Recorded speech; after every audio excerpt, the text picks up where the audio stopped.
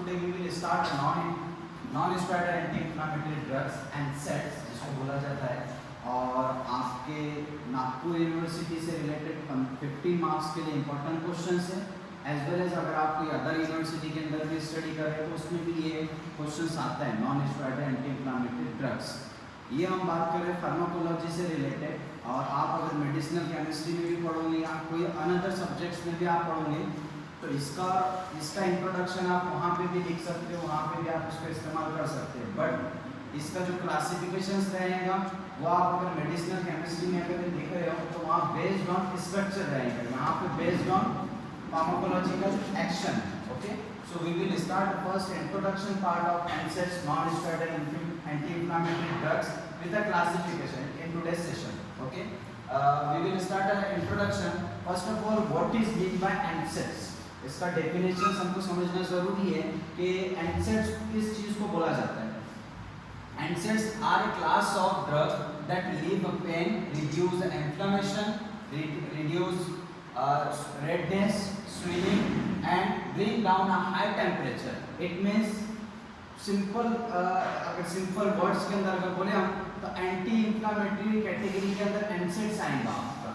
NSAIDs के अंदर अगर हम बात कर रहे हैं तो एनाल्जेसिक भी आएगा, एंटीपायरेटिक भी आपका किस में आएगा, NSAIDs में आएगा। ठीक है, बात समझ में आ रही है। अब इसमें ये जो दो लाइन है इसके अंदर क्या बोला गया उसको एक्सप्लेन कर देता हूँ। यानी कि NSAIDs कैटेगरी के अंदर जो भी ड्रग आएंगे उसमें से कुछ ड्रग ऐसे रहेंगे जो रिलीव करेंगे पेन को, पेन के लिए इस्तेमाल करेंगे। जैसे कि एग्जांपल आपका टैक्लोफेनेक सोडियम हम काय के लिए इस्तेमाल करते हैं, पेन के लिए इस्तेमाल करते हैं। And reduce the inflammation, inflammation के लिए जो ड्रग हम इस्तेमाल करते हैं जैसे कि सेरोसोपेप्टाइड आपका आता है, बड़ा कॉमन ब्रांड नेम आता है ज़ीरोडॉल एसपी करके, जिसके अंदर सेरोसोपेप्टाइड ड्रग रहेगा, इन्फ्लेमेशन के लिए इस्तेमाल करते हैं। रेडनेस, भाई जाहिर सी बात है जब आपको कहीं पे इन्फ्लेमेशन आती है तो वहाँ पे रेडनेस एक स्पॉट आता है, रेडनेस इन्फ्लेमेशन की वजह से होता है। उसके बाद में स्वेलिंग होता है, ठीक है, स्वेलिंग हो जाएगा, जिसके लिए बड़ा कॉमन ड्रग है कॉम्बिफ्लेम करके भी इस्तेमाल करते हैं हम लोग। ठीक है, अगर कोई इन्फ्लेमेशन हो जाती है और अगर हमारा बॉडी टेम्परेचर हाई होता है तो सबको पता है बड़ा मोस्ट कॉमन ड्रग हम लोग इस्तेमाल करते हैं पैरासिटामोल। ठीक है, डोलो 650 और डोलो वगैरह का बड़ा कॉमन ब्रांड नेम आता है।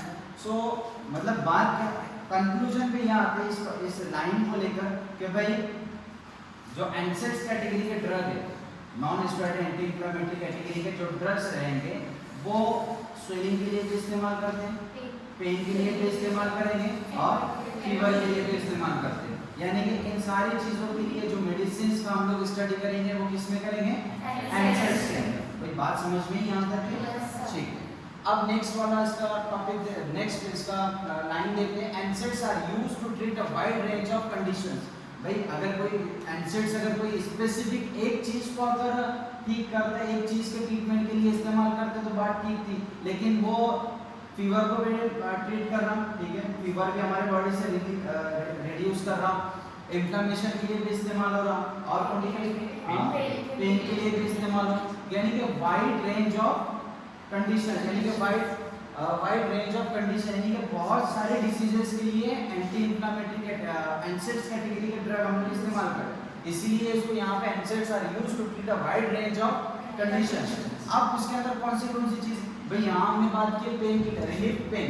अब हेडेक होगा तो कौन सी मेडिसिन लेंगे, पेन किलर लेंगे। ठीक है, हेडेक के लिए पेनफुल पीरियड्स रहेंगे तो ये एक्चुअली पेन में ही आ जाएगा। भाई पेन हो रहा है तो इसके लिए भी कौन सा लेंगे, पेन किलर लेंगे। मैंने अभी एग्जांपल दिया आपको पेन किलर का, टैक्लोफेनेक सोडियम पेन किलर के एग्जांपल में लिख सकते हैं। ठीक है, उसके बाद में सच है common cold and flu, common cold और फ्लू होता है आपको तो उस कंडीशंस में भी हम NSAIDs कैटेगरी के ड्रग्स को इस्तेमाल करते हैं। इन्फ्लेमेशन ऑफ जॉइंट्स के अंदर जब इन्फ्लेमेशन होती है उस कंडीशंस में भी हम NSAIDs कैटेगरी के ड्रग्स इस्तेमाल करते हैं। उसके बाद में इसका इन शॉर्ट और मैकेनिज्म ऑफ एक्शन देख लेते हैं। इन शॉर्ट कैसा इसका एक्टिंग ये करता है, जिस वक्त में हम इसका क्लासिफिकेशन और क्लासिफिकेशन के बाद मैकेनिज्म ऑफ एक्शन पे बात करेंगे तो उस कंडीशंस के अंदर हम मैकेनिज्म ऑफ एक्शन को डिटेल के अंदर स्टडी करेंगे। लेकिन आज जस्ट मैं आपको NSAIDs का इंट्रोडक्शन बता रहा हूँ, इसलिए इन शॉर्ट ये दो लाइन आपको एक्सप्लेन कर देता हूँ। NSAIDs work by the blocking of production of प्रोस्टाग्लैंड chemicals messenger that often are responsible for the pain, swelling and inflammatory condition. It means आपका prostaglandin responsible है, किस चीज के लिए responsible है? आपका पेन के लिए, swelling के लिए और inflammations के लिए. जनरली inflammations के लिए जो है तो responsible रहता है आपका prostaglandin. नेक्स्ट वाला देखते हैं हम इसमें. हाँ, इसमें एक जनरल दो चीज़ें आप छोटी सी याद रख लो जब भी हम बात करेंगे. अब इसमें एक चीज़ आती है नार्कोटिक एनाल्जेसिक और नॉन नार्कोटिक एनाल्जेसिक. ये इसलिए बताओ कि ताकि आपको थोड़ा सा बेसिक कंसेप्ट क्लियर हो जाए. अब नार्कोटिक एनाल्जेसिक ऐसी ड्रग्स रहती है, आप पढ़ लो, the analgesic that have a CNS effect. यानी कि नार्कोटिक एनाल्जेसिक उसको बोलते हैं जो सेंट्रल नर्वस सिस्टम पे क्या करता हूँ, इफेक्ट करता है. एग्जांपल मॉर्फिन आपका सेंट्रल नर्वस सिस्टम पे इफेक्ट करेगा ना. और उसके बाद में एक रहेगा non narcotic analgesic.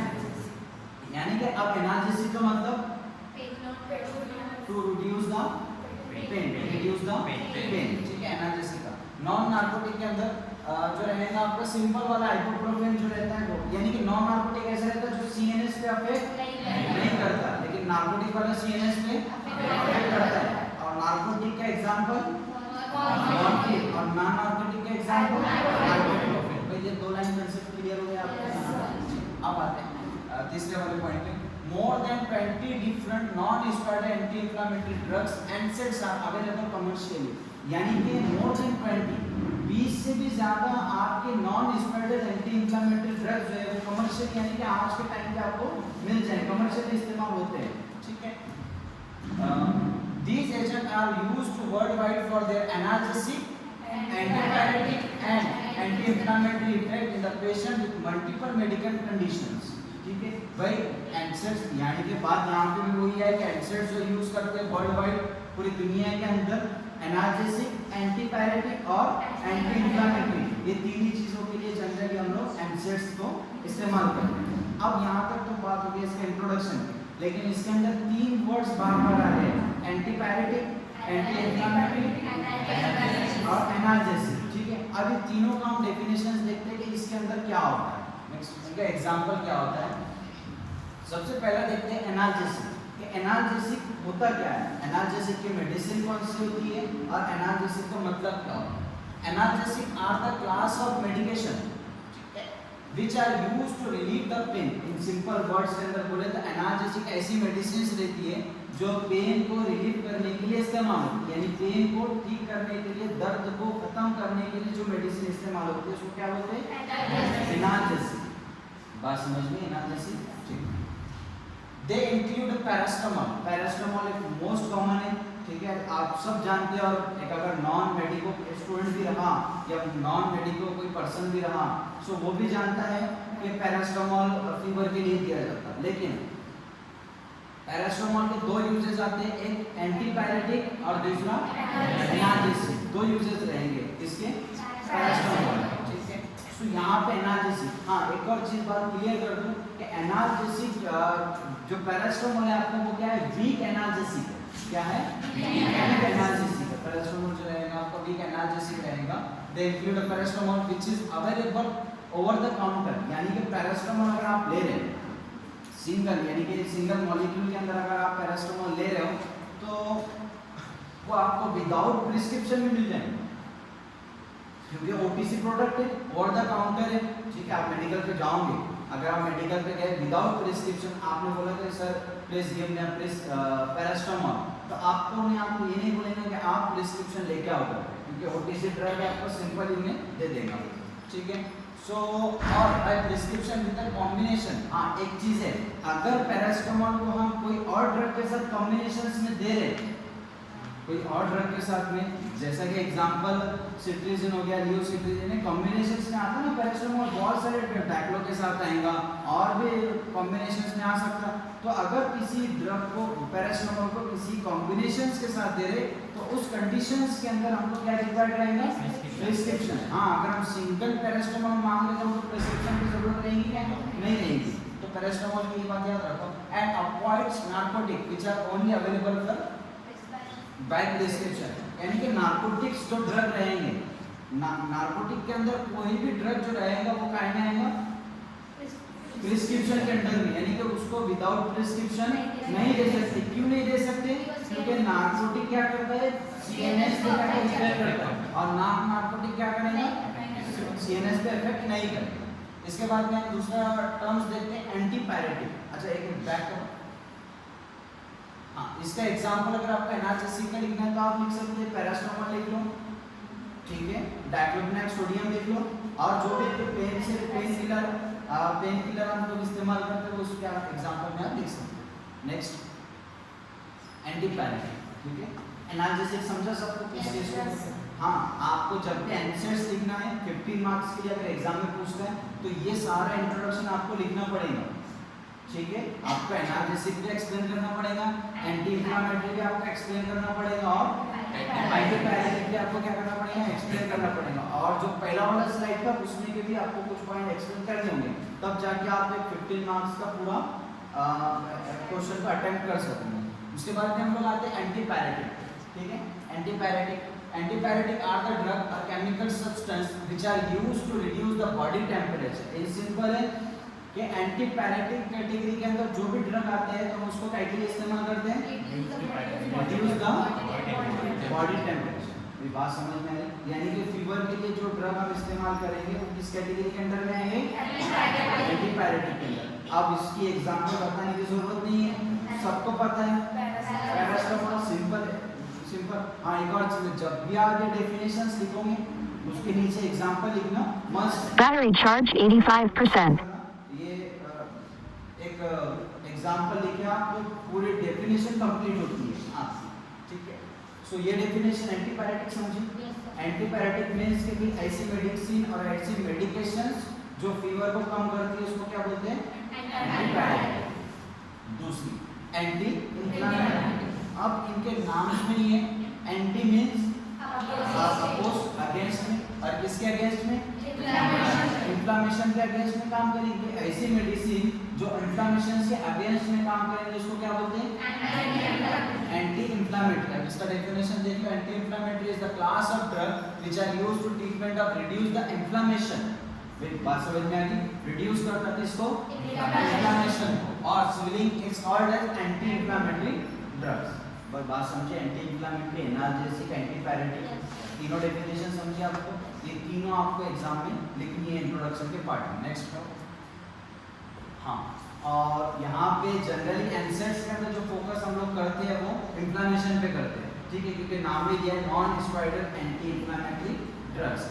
So in simple हम लोग ये देख लेते हैं कि 4 साइंस ऑफ इन्फ्लेमेशन। इन्फ्लेमेशन के कौन से 4 ऐसे साइन रहते हैं। सो सबसे पहला रेडनेस आता है, ठीक है। इन्फ्लेमेशन जब भी आप आएंगे तब देखेंगे रेडनेस होगा ना आपको। सो रेडनेस किस वजह से आती है, due to local vessels dilation. वहाँ के जो वेसल्स रहेंगी वो डायलेट होने की वजह से क्या होती है, वहाँ पे रेडनेस होती है। भाई जहाँ पे भी इन्फ्लेमेशन आती है, इन्फ्लेमेशन कब आती है, कुछ आपको एक्सीडेंटल इंजुरीज कंडीशंस के अंदर आपको। अच्छा इन सिंपल हम लोग अगर बात कर रहे हैं फार्माकोलॉजी से रिलेटेड, तो वहाँ के टिश्यू अगर डैमेज हुए, वहाँ के टिश्यू डैमेज होने की वजह से आपको इन्फ्लेमेशन आई, फिर टिश्यू डैमेज होने की वजह से इन्फ्लेमेशन आई। अब जब टिश्यू डैमेज हुआ तो वहाँ पे रेडनेस हुआ। अब रेडनेस हुआ तो रेडनेस किस वजह से हुआ, ड्यू टू लोकल वेसल डायलेशंस की वजह से। मेरी बात समझ में नहीं आता? अब आते हैं ड्यू टू लोकल, उससे इसका इफेक्ट, क्योंकि रेडनेस हुआ उसकी वजह से क्या हुआ, हीट का मतलब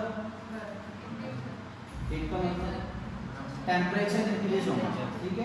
आप देखो जब भी आपको अगर कोई इन्फेक्शन होता है या इन्फ्लेमेशन आती है तो आपको थोड़ा सा फीवर भी आता है, ठीक है। वो इसलिए आता है कि जो बाहर से फॉरेन सब्सटेंस हमारे बॉडी के बॉडी के अंदर इंटर होते हैं, जब फॉरेन सब्सटेंस हमारे बॉडी में इंटर होते हैं तो हमारे बॉडी का जो मैकेनिज्म रहता है, हमारे बॉडी का जो इम्यूनिटी पावर उसके अगेंस्ट में वर्क करता है, इसलिए हमारे को फीवर वगैरह को बड़े फार्माकोलॉजी किसी वक्त में मैं उसको समझाऊंगा आपको। लेकिन आप बात इतनी समझ लो, जो हीट होती है वो ड्यू टू लोकल वेसल डायलेशंस की वजह से होती है। स्वेलिंग होता है और पेन होता है, ठीक है। स्वेलिंग होगा, पेन, 4 साइंस ऑफ इन्फ्लेमेशन है, ठीक है। नेक्स्ट करो। उसके बाद में अब आते हैं इंट्रोडक्शन पार्ट को एंड करते हुए हम लोग आते हैं क्लासिफिकेशंस कि भाई एनसेट्स का क्लासिफिकेशंस क्या है, नॉन स्टेरॉइडल एंटी इंफ्लेमेटरी का क्लासिफिकेशंस क्या है। आप अगर केडी की रिपोर्ट रेफर करोगे 5th एडिशन 6th एडिशन तो उसके अंदर ये आपको मिलेगा। अगर आप कोई अनदर बुक इस्तेमाल कर रहे हो तो उसके अंदर भी आपको एनसेट्स के क्लासिफिकेशंस मिल जाएगा। सो पहला आता है नॉन सिलेक्टिव कॉक्स इनहिबिटर। क्या आता है पहला? Non selective COX inhibitor. अब नॉन सिलेक्टिव कॉक्स इनहिबिटर उसको बोलते हैं कि हमारे बॉडी के अंदर कॉक्स 1 रहता है और कॉक्स 2 रहता है, दो कॉक्स रहते हैं। सो इसलिए बोला गया इसको नॉन सिलेक्टिव, यानी कि कोई सिलेक्टेड नहीं है। ये तो या तो ये कॉक्स 1 पे भी बाइंड हो सकता है या कॉक्स 2 पे भी बाइंड हो सकता है, इसलिए इसको बोला गया, क्या बोला गया? Non selective COX inhibitor. बात समझ में आई क्या? इसके अंदर जो पहला, इसके अंदर अच्छा आप जब इसके अंदर ए पढ़ोगे आप, ए के अंदर नॉन सिलेक्टिव कॉक्स इनहिबिटर और उसके अंदर जो सब कैटेगरीज है वो 7 है। कितनी है?